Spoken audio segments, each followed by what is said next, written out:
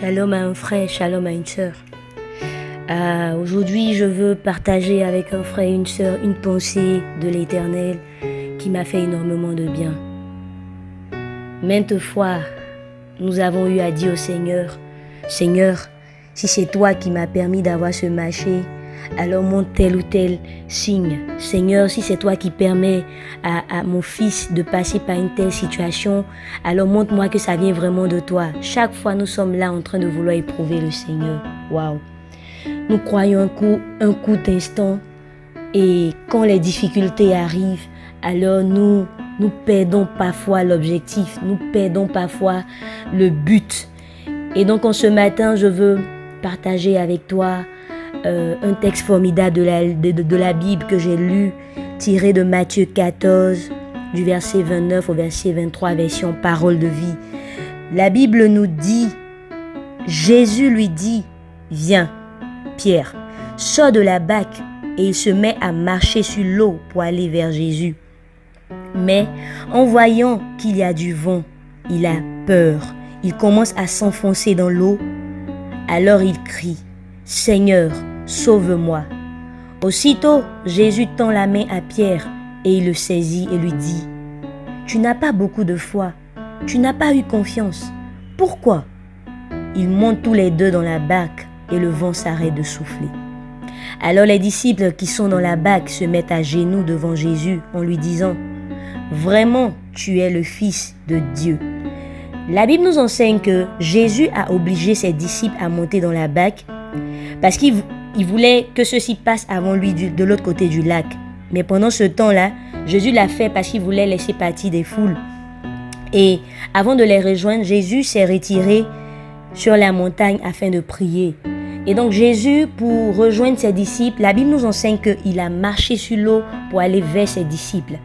Et ceux-ci, en le voyant, ont pris peur en se disant, « c'est sûrement un fantôme. » Et voici que Pierre, lui, pour éprouver, sinon on va dire pour justifier, pour attester de sa foi que c'est bel et bien Jésus qui était devant eux, va dire, « Jésus, si c'est bel et bien toi, alors donne-moi l'ordre de venir vers toi. » Ce texte-là nous enseigne vraiment, nous donne un enseignement fort au sujet de notre marche dans la volonté du Seigneur. Lorsque Dieu veut nous envoyer à une autre étape, nous n'avons pas forcément, je dirais, le tout de l'histoire. Nous ne savons pas comment cela se fera, mais Dieu sait exactement où est-ce qu'il veut nous envoyer. Et lorsque nous lisons ce texte, nous voyons que Jésus voulait faire passer ses disciples à un autre niveau. Et il voulait les éprouver, leur montrer que il était important pour eux d'avoir de la foi. Voilà, c'est ce que Jésus voulait leur apprendre. La Bible nous dit que lorsque Jésus lui a dit « Ok, tu peux venir », Pierre est sorti de la barque pour aller vers Jésus. Il venait d'entendre Jésus lui dire « Viens, viens ». Et quand il a entendu cela, il a reconnu la voix de son Seigneur. Il a su que non, cette voix que j'entends là, elle ne peut venir que de mon Seigneur. Alors Pierre a pris confiance et il est sorti de la barque et s'avançait vers Jésus. Mais en s'avançant vers Jésus, sûrement qu'il avait encore cette voix dans la tête. Il avait le regard fixé vers Jésus. Cette voix qui résonnait dans sa tête en lui disant « Viens ». Il a pris confiance et il venait. Et il avançait sûrement.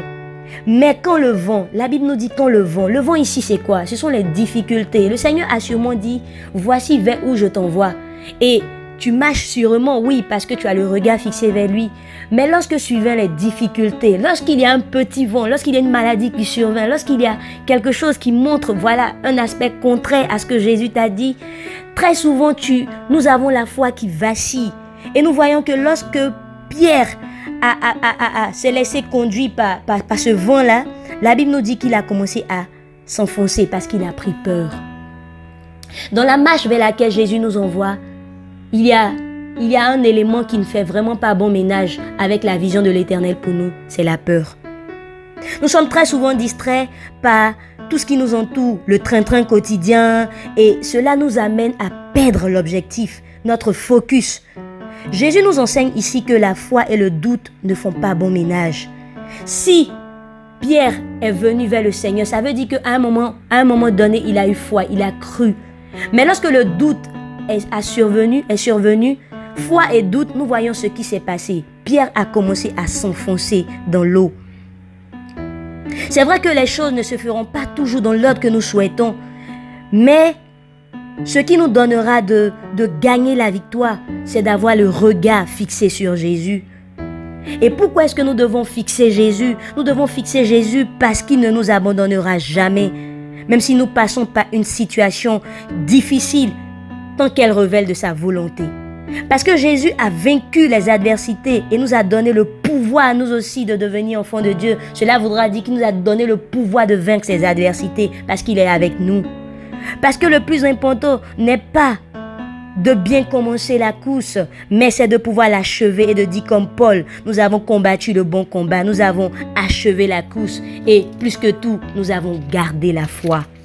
C'est ça le plus important. Je ne sais pas par quelle situation est-ce que tu es en train de passer, mais je veux te dire, ne te laisse en aucun cas distraire par les événements qui peuvent prédire le contraire de ce que tu as entendu, de ce que tu as reçu de Jésus. Face aux adversités, regarde encore plus fort Jésus et demande à Jésus de t'accorder de la foi. Passe une excellente journée et que la main de Dieu repose sur toi et sur ta famille. Shalom.